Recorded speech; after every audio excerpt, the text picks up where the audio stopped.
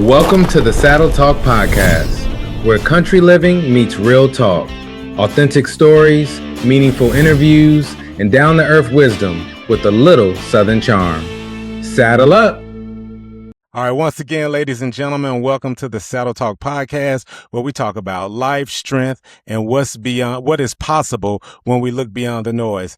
Today, I have one of my homegirls from Birmingham, Alabama. She also went to Tuskegee with me. We also have mutual friends. She went to Ramsey, where pretty much the majority of the smart people went. I went to Huffman High School, but it's all good. She is a adjunct facility of mathematics is it Sinclair? It's at Sinclair, yeah. Sinclair Community College in Dayton, Ohio. Yep. She is a OCB bikini pro. She's also a NPC National Qualified Bikini and Fitness Model competitor. She's a wife and mom of 3, Tuskegee and Auburn alum. Her name is Shantice Jackson. Thank you. Shantice Walker. I'm sorry. That's Shantice okay. Walker. Well, thank you for being here today. I'm glad you were able to come on with your busy schedule of being a wife and a mom of 3, plus everything else that you got going on. So thank you. Thank you. Thank you for having me. I'm excited to be here. Yeah. Okay. Well, just tell us a little bit about yourself. Let's just go ahead and get right in.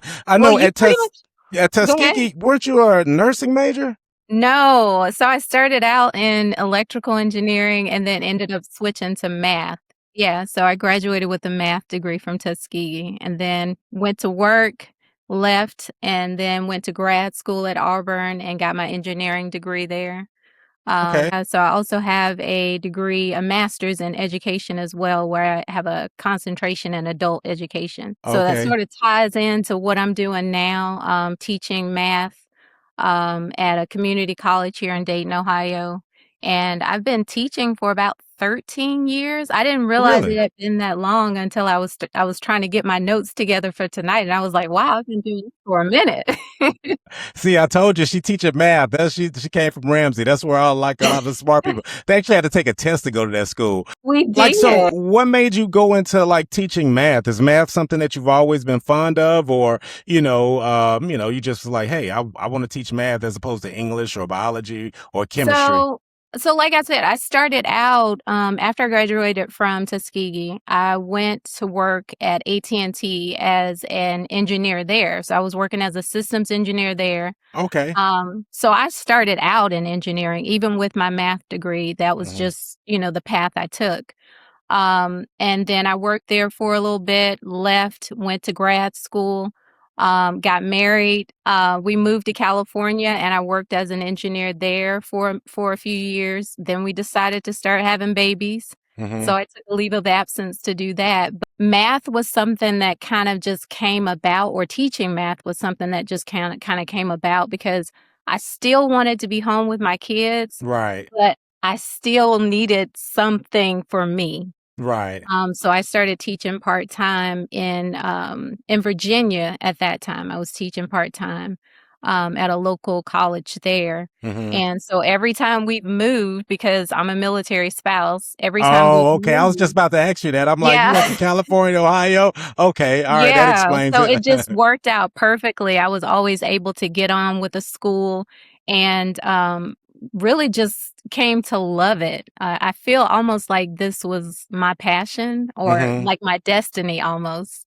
So when did you decide that, as opposed to engineering, working in the engineering field, that you decided like, hey, you know what, this engineering is not really for me. I think I kind of want to go the educational route. So I never said it wasn't for me, but like I said, I decided that I wanted to be a stay-at-home mom. Gotcha. And I was a stay-at-home mom for maybe 6 or 7 years. Okay. Before I went back into the job field. And after being out of engineering for 6 or 7 years, I was like, am I really ready to just try to relearn all of this? And, I knew how demanding the schedule was going to be. And like I said, I still had small kids. So I wanted to do something I wanted to be productive, but at Right. the same time, I wanted to be home with them. Right. And so being an educator it offered me that opportunity. So that's how I ended up switching from engineering to education. Yeah, that's My what's heart is up. still with engineering. Like I loved it. But like I said, I feel like education is where I'm supposed to be. Yeah, so when we went to Tuskegee, like I was a biology major, but you know, the engineering, I know when in Birmingham they were trying to steer a lot of us to engineering, but I'm just kind of like, yeah, I'm not really feeling that math like that. I mean, y'all used to be in Chappie James a lot. Like I Oh don't yeah. know if you had to take a class, but I remember some of my frat brothers used to say they used to have problems or with C++. That was always Yeah. like difficult for them and things, and Yeah. they would just be in the engineering building like for hours and hours. Yeah. Now, don't get me wrong, in biology, we used to, you know, be in the biology lab, but not like the math, man. And I remember looking at one of my frat brothers, he had this book or whatever, I don't know, engineering, I don't know, math or whatever, but it didn't even have any numbers in there. I was just kind of like, dude, what kind of math is this, man? It was just a bunch of equations and Yes. formulas and stuff, but I commend you all. You know, you all Yeah. got put through the ringer, but it just made you all more well-rounded and prepared. I always tell people that Tuskegee, it prepares you not only for, I mean, educational wise, but it prepares you to be a problem solver because, Mhm. you know, you're in the middle of nowhere. You have to make it happen. You have to figure it out. And you also have to maintain a good education or a good GPA in order to stay there and, you know, be a part of whatever you want to be a part of. So it teaches you how to hustle and be a go-getter and a problem solver. And, you know, it seems like, you know, it served you pretty well. Now, I know you say that you do, you know, engineering and all that, but you do have a little bit of fashion as well. And I've been meaning to ask you about that because I look at a lot of your Facebook posts and you always are, you know, like dressing up and putting outfits together. So what's going on with that? So all right. So I guess I've worn many hats. uh, You know, when you're at home with your kids, you get creative, right? right. I went through a phase where my kids wanted me to make Halloween costumes for them. Okay. And, the boys were super easy, like, no problem, but then my daughter came along and she wanted to be a pony or she wanted to be a princess, Gotcha. and My so daughter as well. those outfits required skill, Right. and so I kinda just got on YouTube one day and just started watching videos on sewing, and then I just fell in love with that. Uh-huh. Started my own little design business on Etsy, Okay. but I've just always been into fashion. I Mm-hmm. remember when we were at Tuskegee, I had this line sister, Candy. I don't know if you I remember remember Candy. Candy. Yes, yes. And Yeah, she has a younger but when I sister, right? say again? She got a Crystal younger sister, Crystal. Yeah, yeah. yeah, yeah. Yeah. When I tell you fly, like, she was fly 24/7. Okay. So, I think, like, my love of fashion kinda came from being around her. Huh? She was always put together, and, I think that just kinda rubbed off on all of us, you know, from being around her, and now I think, you know, I just wear what I enjoy wearing. I don't Mm-hmm. subscribe to any type of trends. I don't believe that, you know, because I'm almost 51, I'm not supposed to wear certain things. I Right. just wear what makes me feel good. I Mm-hmm. dress for me. Okay. Yeah, Yeah. and I do got to give a shout out. Now, you are from Birmingham. Now, in Birmingham, we could dress too, Oh, because for you were in the era sure. I was in. We were in the preppy era, whatever, you know, wearing Bass Weegens and Yes. white bucks and the bow ties and all that and stuff, Yes. you know. But yeah, I do remember Candy, and Candy was always put together. Crystal was too. Crystal Yes. used to dress really well, you know. But so you make a lot of the clothes that you wear? So not now. A Mm-hmm. few years back, I used to be into like the whole, you know, when everybody was using like the African print fabrics Oh, to make okay, different okay. things. So a Uh-huh. lot of the skirts that I would wear, some of the tops that I would wear that were like African prints Mm-hmm. were all things that I had designed and sewn for myself. Really? Um, yeah. So Wow. I mean, I just like I said, I like what I like. I don't Mm-hmm. try to be like anybody else. You know, teaching myself to sew was very beneficial because I was able to make pieces that nobody else had. Right. So yeah. Oh, okay. So, I mean, you just mentioned that you said you had stuff on Etsy. Like, did you have a Yeah, shop or you still have a I shop? did. I had a shop. The first maybe 6 months, I loved it. After Uh-huh. that, it became extremely stressful, Right. trying to fill orders and things like that. So I think I probably did it for a good 2 years. Uh, And then I just stopped, and then I started teaching again. So it's right. just yeah, Yeah, no, yeah. to be honest with you, I think you have really good fashion sense. I mean, Thank I don't you. know if that's what you want to pursue, but I think that, you probably could help a lot of young ladies out as far as like coordinating. Not saying that the young ladies don't know how to dress, but Right? you really have a good fashion sense, and Thank I've you. always wondered that. I'm like, does she, become like, is she like a fashionista or a clothier? I have Yeah. some friends that, well, actually, a good buddy of mine, his name is JC Scott, and Mhm. he used to work with me at Brooks Brothers many moons ago, and now he's a clothier. He's actually going to be on the show. He's going to do an episode, but he goes around and like when people want to get like married or when they have like galas or events, he'll go like coordinate and help them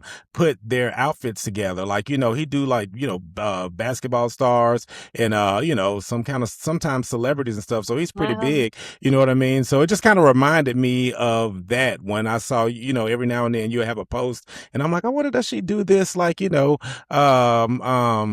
time, or is this just a hobby?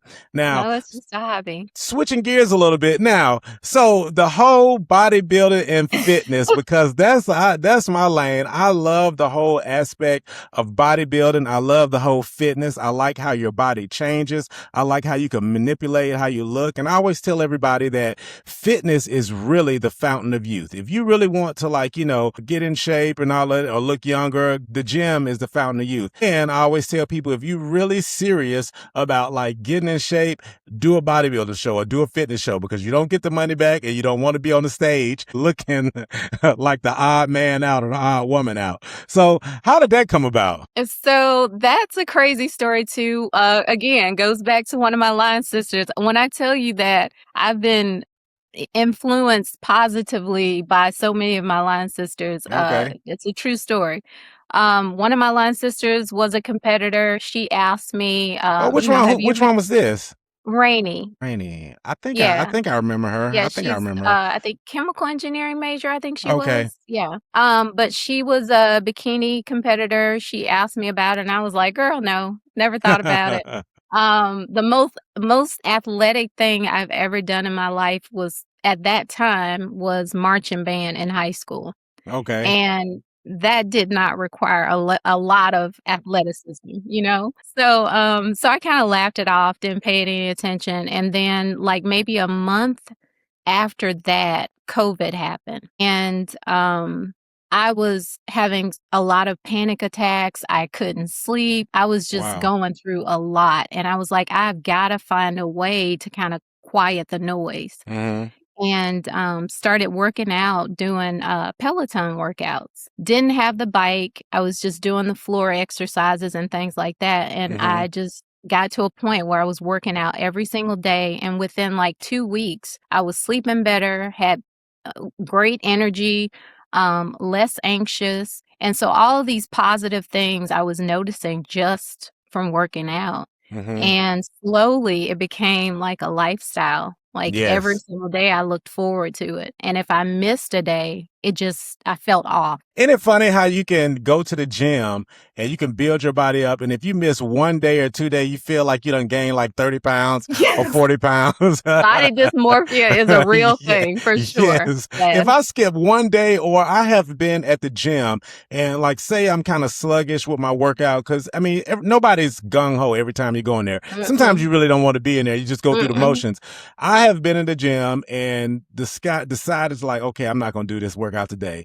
Got to my car and like, man, I need to go back in here and do this workout, man, because it will eat me up for the remainder of the day, man. And I tell Yeah. people all the time, I'm like, once you start, man, it's just going to become a snowball effect. You're going to do Yeah. it all the time. You miss one day and you feel like you missed 20 days. Yes. Yes. So I true. remember, I do remember this though. You asked me one time about a pre-workout and then you took the pre-workout or whatever and stuff, so I was like, okay, yeah, she's really into it now, man. You Yeah. know what I mean? Cause that pre-workout, I with pre-workouts, like I take pre-workouts, but sometimes I try to wean off it a little bit and just try to do more coffee so I don't be like rely on it too much. But now I'm kind of like experimenting with just using my natural energy. You know what I mean? Sometimes, don't get me wrong, I am dirt dog tired for everything that I do, but you know, I'm trying to get to the point where it's just like natural energy. You know what I mean? Because that caffeine sometimes that crash is crazy. Yeah, for sure. You know.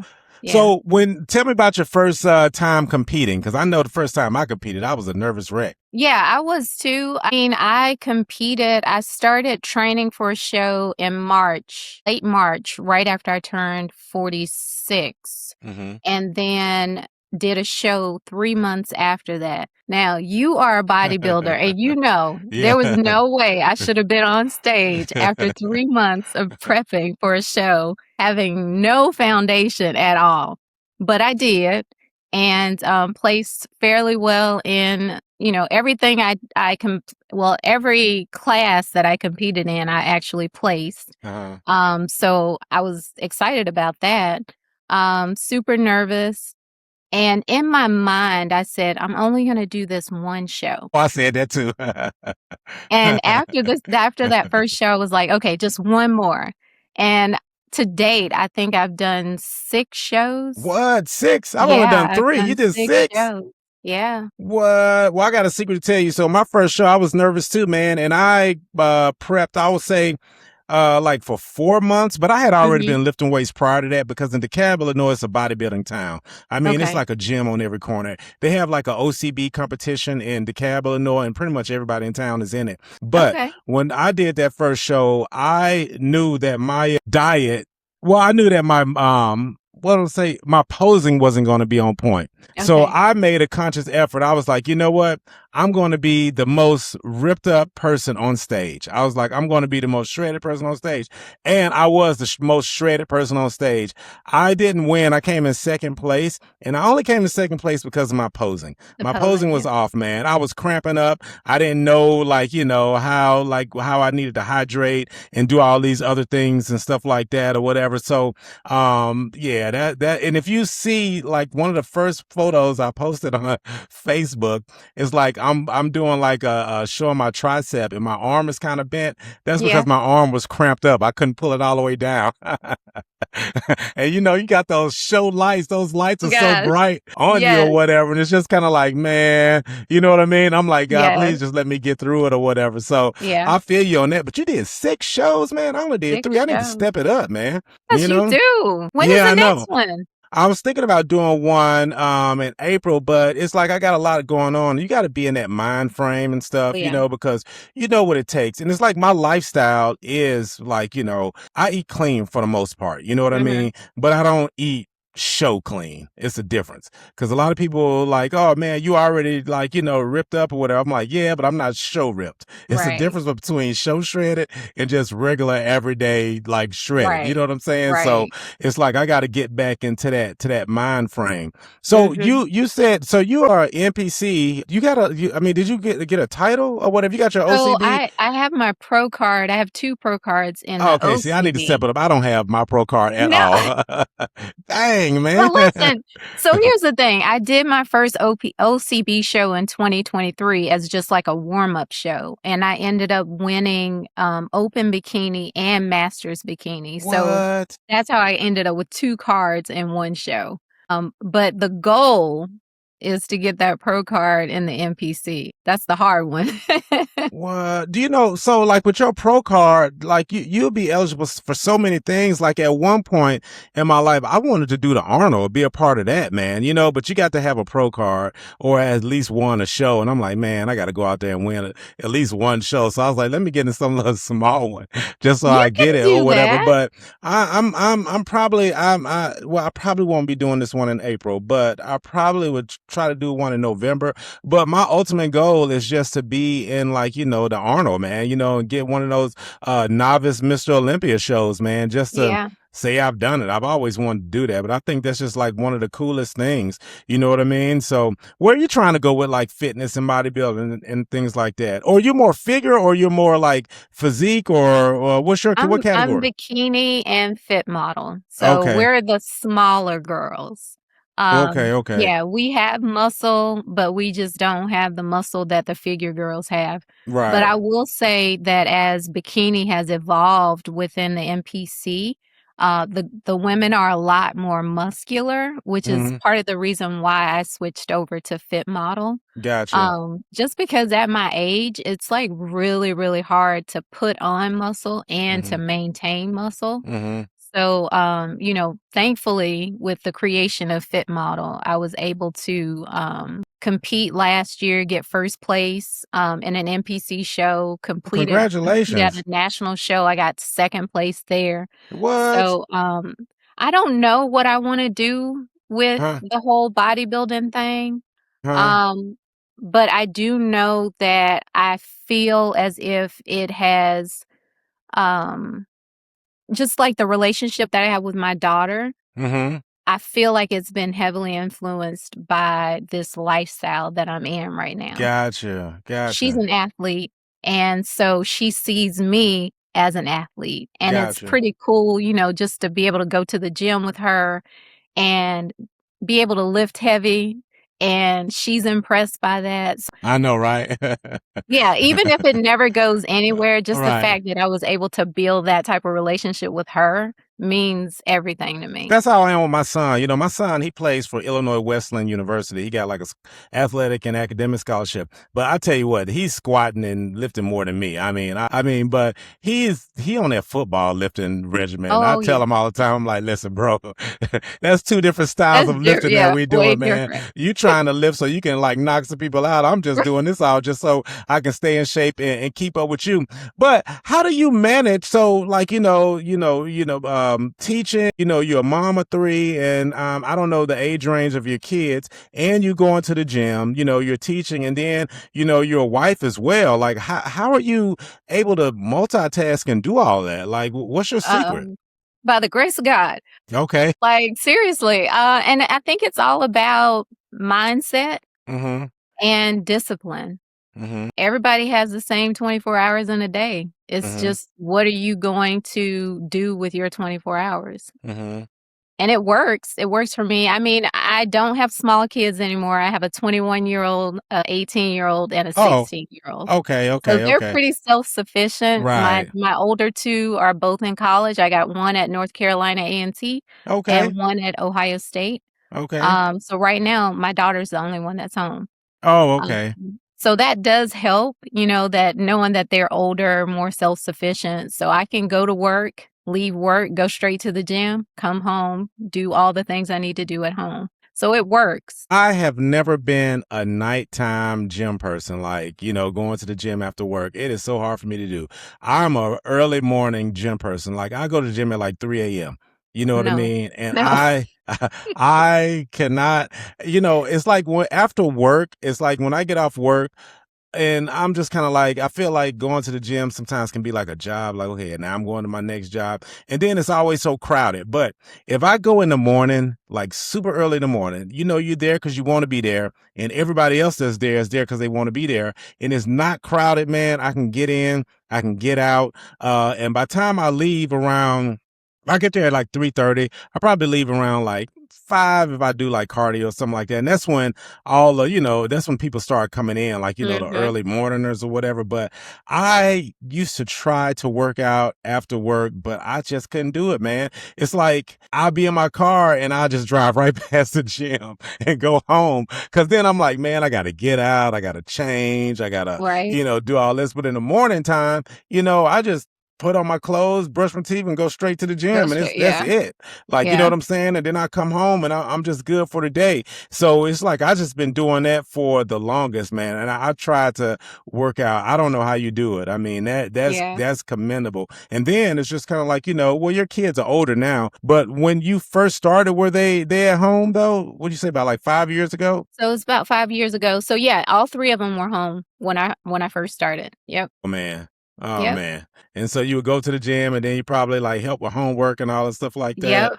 Oh man. Yep. That is some dedication and that is some serious motivation. And it just Yeah. shows the power of the gym, man. The gym to me is like my mental piece as well. It's like I don't know what I would do without the gym, and I also have like workout equipment at home. Do you have workout equipment at home? I do, but I Yeah. rarely use it. You do? You don't? Like No, sometimes I go to the I go gym to the and then I come gym. home and start working out a little more. I love Nope, doing these kettlebells that I got nope, here.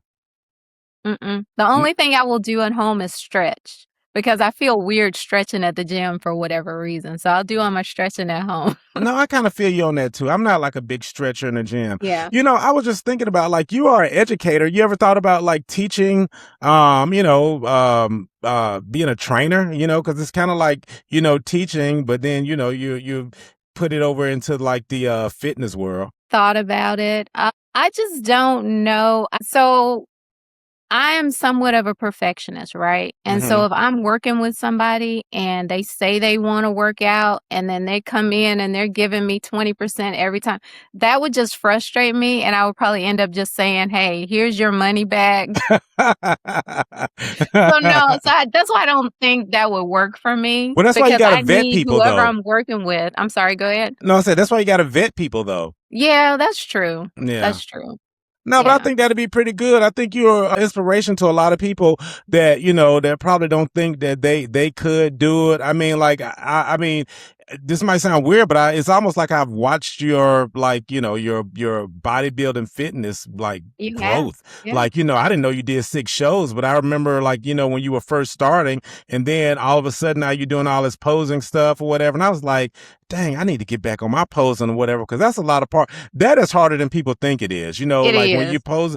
And at first, my coach that I had a while back, he was like, "Yeah, you got to do posing practice." I'm like, "Bro, what do you mean I got to practice posing? I just stand up there." But little do you know, when you up there trying to hold that pose, Yes. and hence why my arm was cramping up the first time, Yes. because I didn't practice or whatever. I was just so focused about being the most shredded and things like that. And now I just Right. feel like I realize it's more about like body symmetry now. But that posing is something serious. You got to make sure It you're is. hydrated right, and you just got to make sure you're posing right, because that can make or break how you're placed. You can have a So true. nice looking body, but if your posing is not accentuating what you've worked on, that can be a point deductor right there. Yes, for sure. So Yeah. how often do you practice posing? Is it a part of your like daily routine, or only when you're prepping for a show? So, every day I go to the gym, I'm practicing posing. So Really? after I finish a set, I will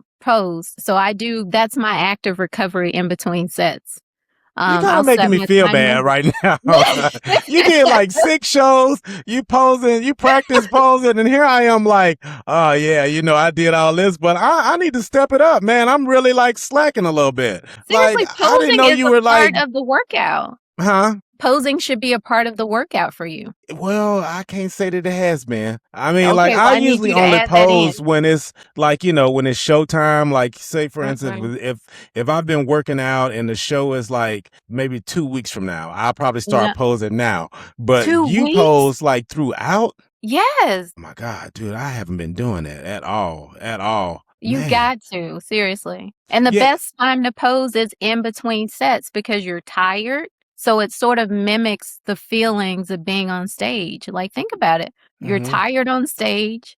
Sometimes you might be a bit dehydrated, Right. haven't had much to eat. So you need to build up that stamina. Yeah, no, you're right, man. I haven't. Yeah, I'm totally slacking. So, are your kids interested in bodybuilding? Because I know my No, son he's trying to be like one of the most ripped up and shredded guy, and I'm like, bro, like you're only 19, man. Give your muscles time to grow. I have to tell him to slow down a little bit as far as like him working out, because he's doing that football working out. So, yeah, are your kids interested in that as well? no. I was hoping my daughter would because she plays soccer, so she has the legs. Well, she's Um, already in shape. Soccer, they run up right. and down. Yeah, you know what I Right. mean? She walks up the stairs and her quads are like popping. And I'm like, can I Wow. just have like 10% of your quads?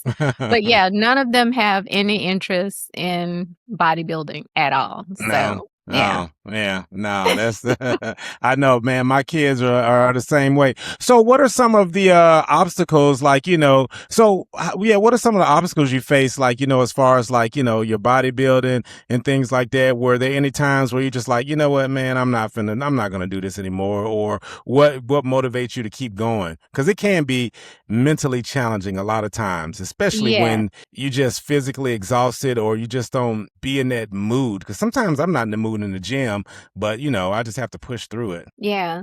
I think for me, the biggest obstacle in the beginning was worrying about my age. Mm-hmm. And I think once I got past that, I was just like, let's go. Mm-hmm. Um, and I've just always been the type of person, like once I set my mind to do something, I already know that it might be hard, Mm-hmm. but because I've already said I'm going to do it, Right. I don't worry about the obstacles. Mm-hmm. I only see that end result.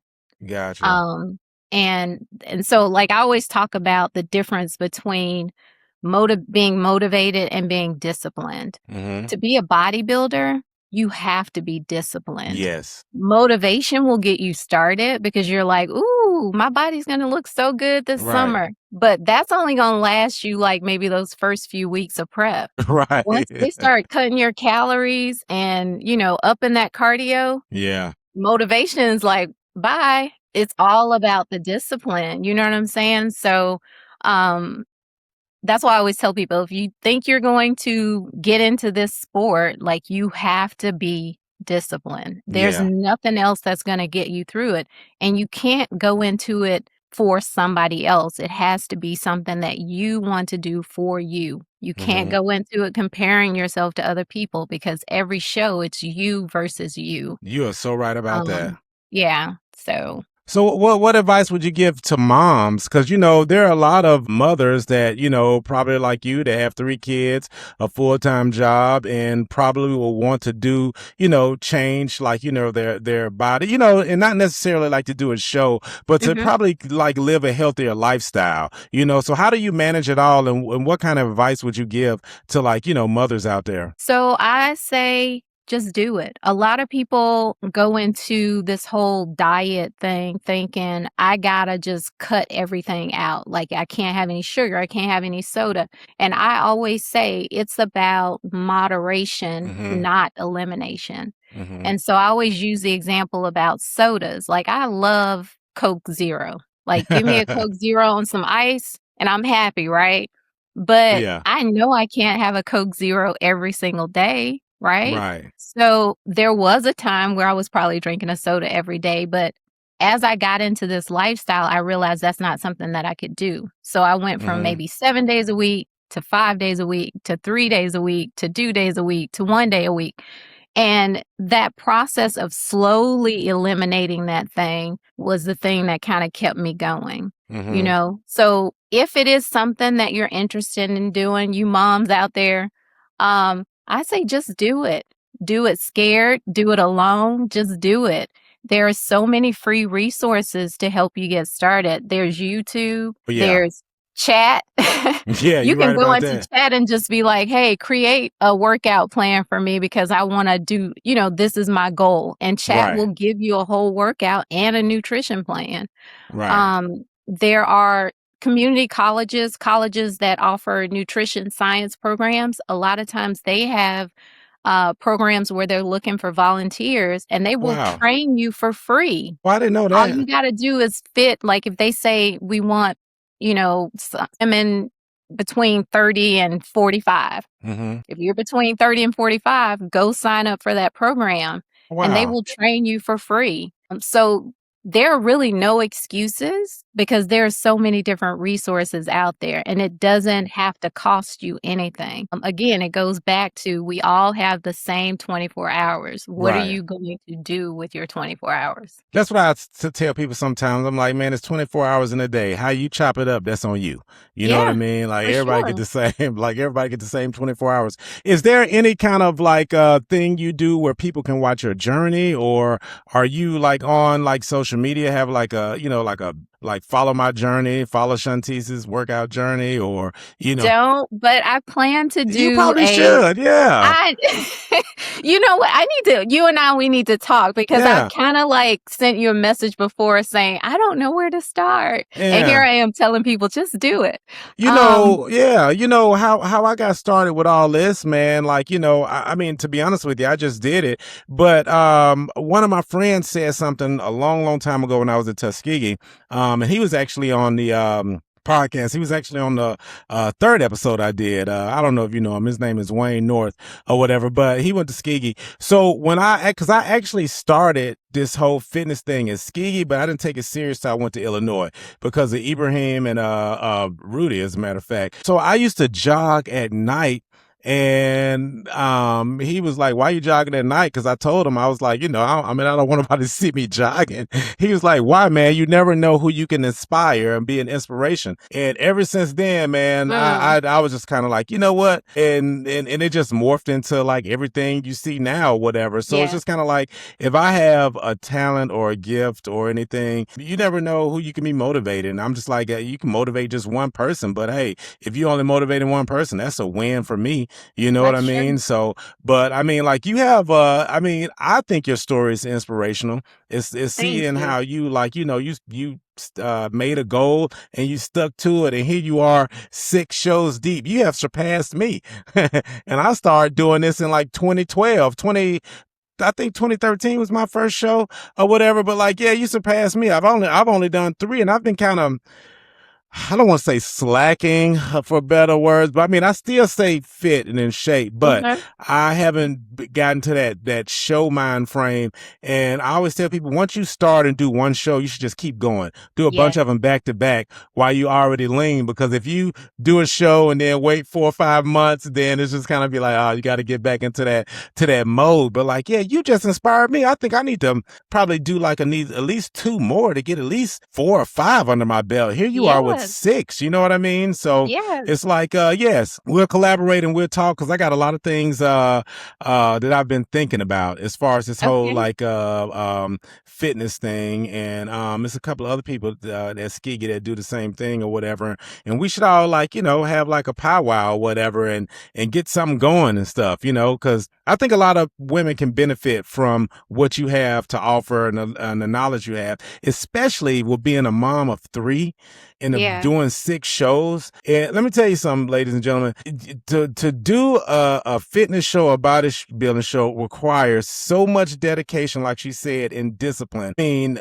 doing that and a mom of 3, I mean, and while you're having a job, a full-time, being a teacher, I mean, that in itself is just, phenomenal. I mean, like, I don't really know how you juggled all that, because those gym days probably would have been, some of that would have been put on the back burner, or I'd have been working out at home. Do you work out at home any, or it's just all the gym? I mean, I used to, but like I said, the only thing I do at home is my stretching. That's it. I don't lift at home. I don't ride the bike at home. I don't know. I have to do everything in the gym. Oh, okay. Yeah. Well, Shantice, I am excited that you came on. I'm definitely going to bring you back, because we are going to we're going to collaborate on some things. And I think that your journey needs to be, shown. More people need to know about it. You could be an inspiration and lead a whole nation of women to this fitness world and things like that. So next time you come on, we're going to leave them with like, a way to get in contact with you, advice and stuff like that you can give. You can probably have a Shantice fitness chat room or something like that. That would be cool. I know, man. The sky is the limit, man. We're not here for a long time, but we're here for a good time. You know what I mean? So we got to make sure that we take advantage of the time that we got. So once again, ladies and gentlemen, this is Shantice. She's an adjunct faculty of mathematics. She's an OCB, a bikini pro, a NPC, nationally qualified bikini and fit model competitor, all while being a mother of 3. And she's also a Tuskegee and Auburn alum. So we look forward to hearing more about your journey, and we definitely will bring you back on. And like I always say and tell everybody, make sure you keep it country, make sure you keep it cowboy, and God bless America. And I appreciate you coming on and spending time with us today. T, you? Oh, you know. That's what's up.